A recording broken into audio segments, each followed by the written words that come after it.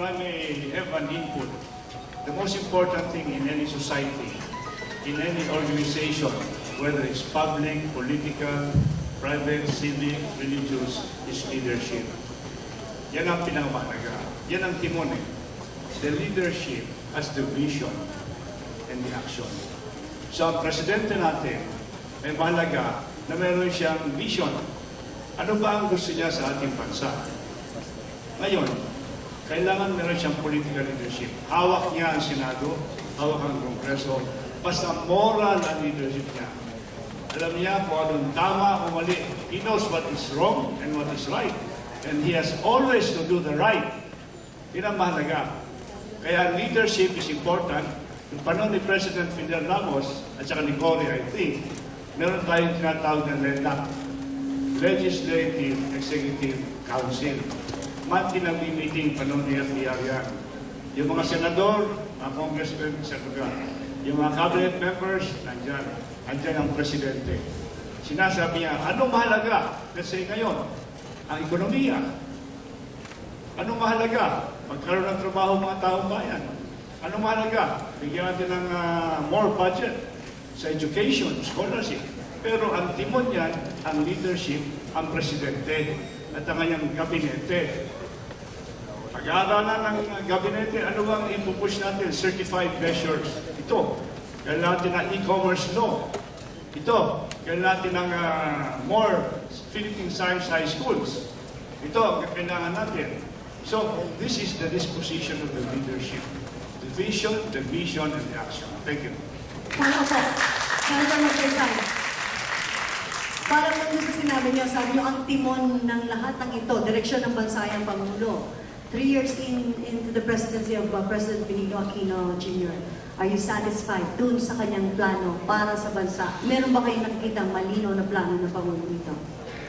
Ako ay satisfied sapagkat yung number one concern is moral leadership. Ethical moral leadership. Mahalaga yan sapagkat yan ang base ng confidence and trust. Kung ang buong bayan ay may konfiyansa at trust sa liderato, susunod yan. Kaya nahihingi namin, Team Pinoy.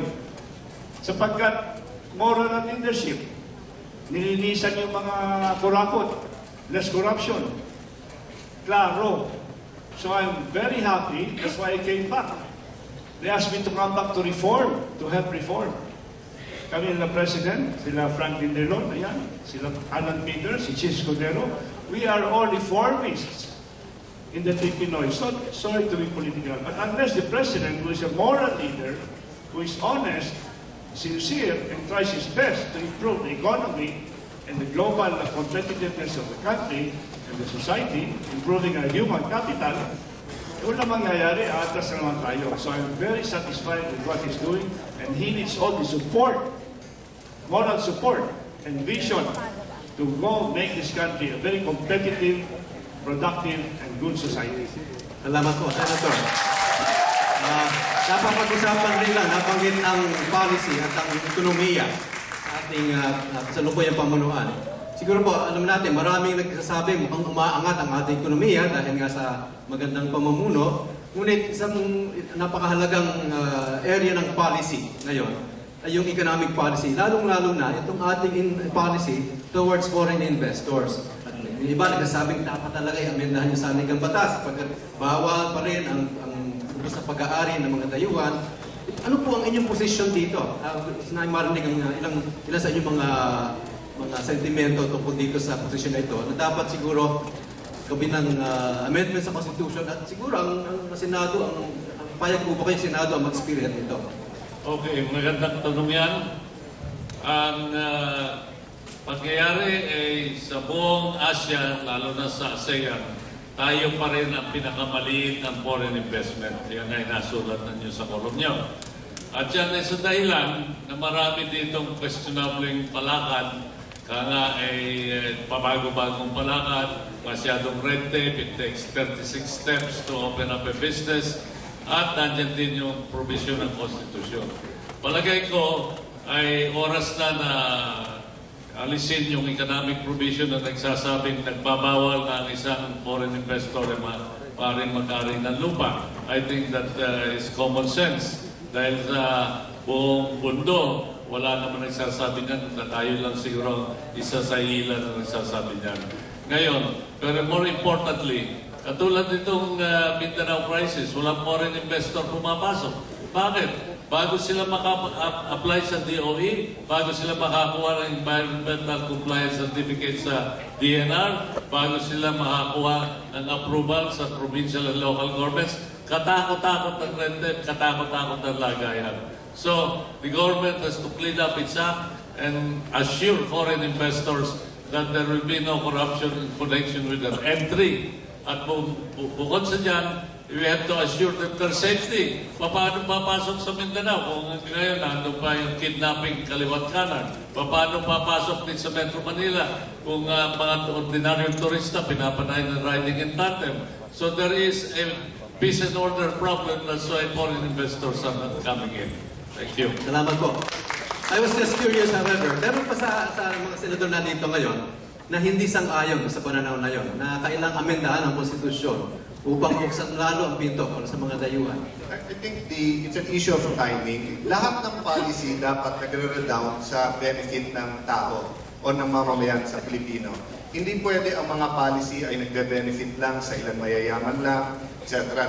Si Secretary Happy mismo sa Inquirer po at quoting other statistics, for example, sa FIES, no? Ay nakita niya na of the 40th wealthiest in the country, no? Ano nangyari dito?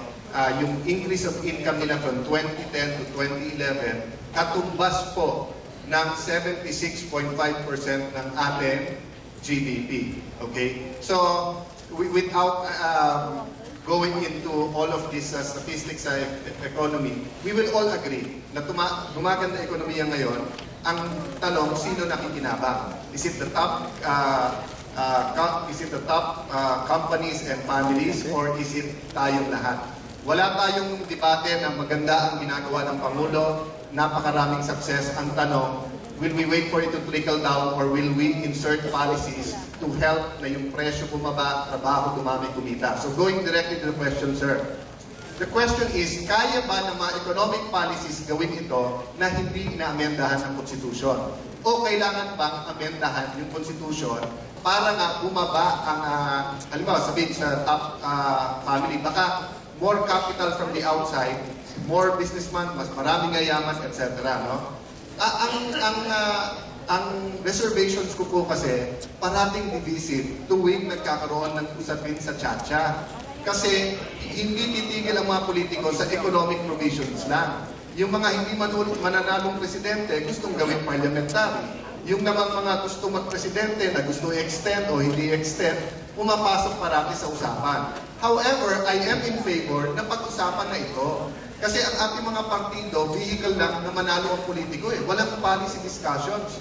So aside from the generic na peace and order, prices of power, changing of policy infrastructure na parating sinasabi ng mga businessmen na kulang sa ating bansa, let's have a group sit down, multi-sectoral lahat, and say, what are the policies that can change under this administration na hindi kailangan ng constitutional amendment? Ano yung kailangan ng constitutional amendment? But having said that, kahit divisive, ang RH was divisive.